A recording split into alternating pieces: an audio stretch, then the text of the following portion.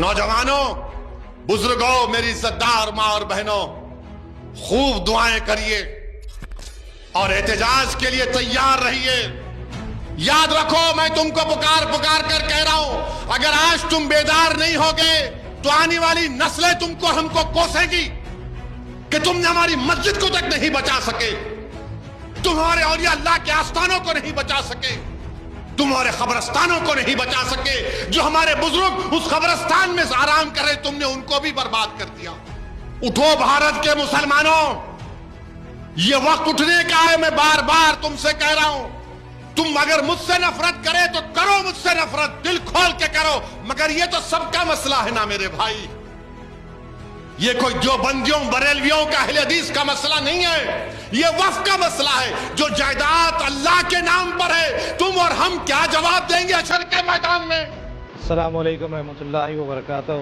میں محمد نعیم، آل انڈیا مجلس اتحاد المسلمین کا ایک سپاہی، سرگرم و کارکن، امبرپیٹ ڈویژن اور امبرپیٹ کونسل سے تعلق رکھتا ہوں۔ میں آج سب کے درمیان میں آنے کا ایک ضروری مقصد سمجھتا ہوں کہ ہم سب کو پتہ ہے کہ حال میں پارلیمنٹ میں وقف امینڈمنٹ بل 2025 کو پاس کیا گیا ہے، جو کہ یہ بل بالکل ہمارے خلاف ہے، یہ کالا قانون بالکل ہمارے خلاف اور نقصان دار ہے۔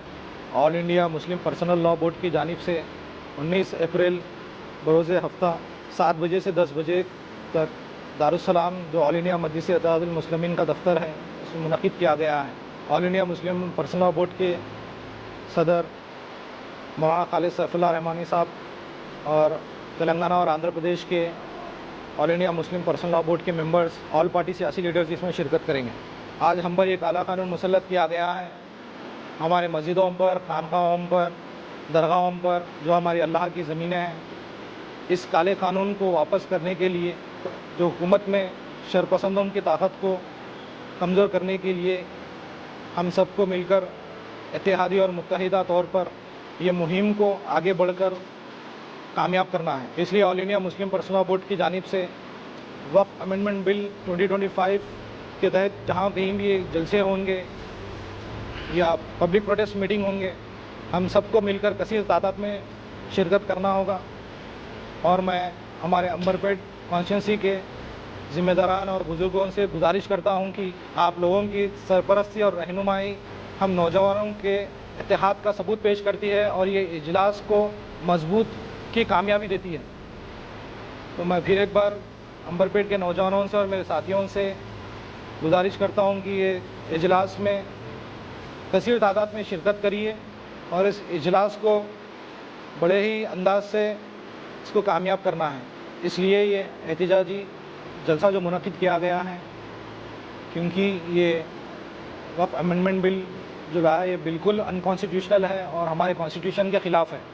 اسی قانون کو واپس کرنے کے لیے ہم سب مل کر آگے بڑھنا ہے اور سارے سیاسی لیڈرز کو اتحاد اور متحد ہو کر ہم کو ساتھ بڑھنا ہے۔ 19 تاریخ کے دن بائک ریلی کی شکل میں پرامن کے ساتھ 5 بجے سے لے کر ہم سب مل کر جامع مسجد امبرپیٹ 5 بجے جمع ہوں گے، اور یہ اس کا روڈ میپ ہے۔ جامع مسجد امبرپیٹ سے سری رمنا تھیٹر سے ہم لیفٹ لیں گے علی کیف کی طرف، پولیس اسٹیشن اور منڈل آفس سے گزرتے ہوئے علی کیف سے پھر ہم رائٹ لیں گے، پھر لال باغ، زندہ طلسمات، قادری باغ، گول ناکا، پھر وہاں سے کاچی گوڑے سے ہوتے ہوئے ہم دارالسلام میں اس جلسے میں شامل ہوں گے۔ تو میں آپ سب سے درجمندہ اپیل بھی کرتا ہوں اور پھر ایک بار گزارش کر رہا ہوں کہ کثیر تعداد میں اس جلسے میں حصہ لیجیے اور اس جلسے کو کامیاب کریے۔ جزاک اللہ خیر۔